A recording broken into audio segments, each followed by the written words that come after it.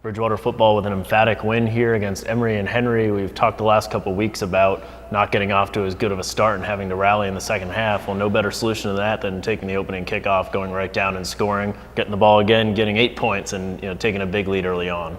Well, I think we talked about we've played 60 minutes of good football. It just didn't happen to be on the same Saturday. And really, I was proud of our group. I think we used our kicking game to get two really good field position advantages with Alex on the initial kickoff return, then Devontae on the first punt to give us kind of the short field that our offense took advantage of. And really, I was proud of our team, with the exception of the final 2 or 3 minutes of the first half, where we blew a coverage to give Emory like a 75-yard pass play that set up their only score on our defense for that day. And then probably me as a coach, I didn't probably manage that last minute and a half when we had the ball on the plus side, really just needing a field goal to kind of reconnect and take momentum into the locker room.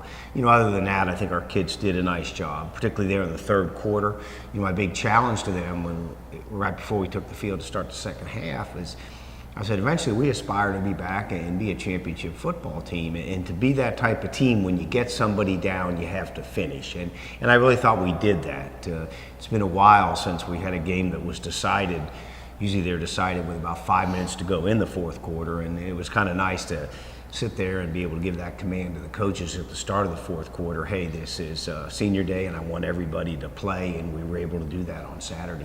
Yeah, now that your seniors will actually get one more game here when you play NC Wesleyan on the 17th, but you did recognize Senior Day this past weekend, a group of 13 departing players. Can you talk a little bit about that group and what they've done over the last 4 years for the program? Well, I think it's not a big group, and I hope the day comes where I'm able to retain and get more of those people in that group to contribute. But what I really was proud of that group is that, a year ago, regardless of our record, we kind of came to a little bit dysfunctional down the stretch. And I really thought, for kids to be willing to say, hey, I'm staying back and I'm going to help fix this problem. I think these kids really kind of left a legacy. I think it's been a good group to work with. I think we've gotten good leadership. I think in that group, and I'm not going to mention names because I'm sure I'll forget somebody, but there's a lot of what I'd call our topped-out players. And what I mean by that is, when I have my end-of-the-year conversation, my exit interview with seniors, I try to evaluate the kids. Did they hit their true potential when they were here? Because most kids don't. And I do think that's a group where I can look at certain individuals and say, boy, that guy, he got as good as he could become as a Division III player. And maybe it's not maybe the most talented group, but I think it's a good message to send to these younger kids. When you see kids like Bobby Hicks, Bryson Plunkett, guys that just stick with it. They're persistent, they mature. And next thing you know, they're out there playing as a 22-year-old man and really are pretty good, are good players, at any level, any team, on any team in Division III. And we've been fortunate to have that, across that board in that rather small group. You talk about finishing a season strong.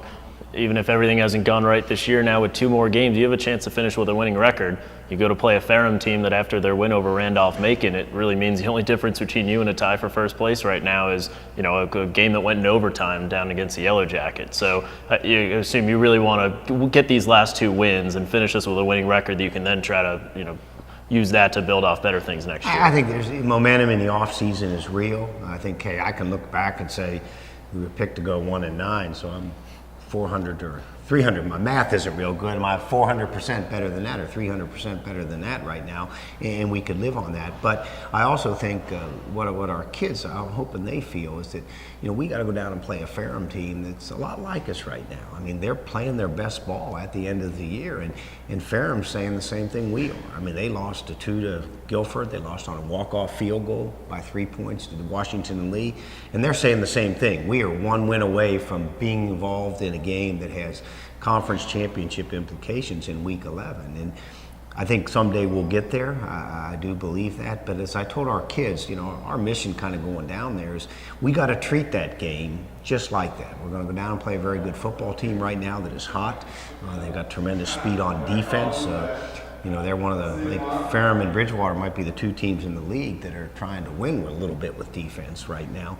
And I think that'll show a little bit on Saturday. So we got a big challenge, but our kids have to get used to the young kids particularly, okay, to prepare for a game that's a must-win game on the road in week 11, and that's how we're going to approach Ferrum. We'll come back. It was good. I'm glad we're going to be able to get that game in with North Carolina Wesleyan on the 17th, but that's going to be our bowl game. I mean, we're going to prepare. We're going to have some fun, though, preparing for that one. This is kind of, hey, we're still in business mode heading down to Ferrum here on Saturday.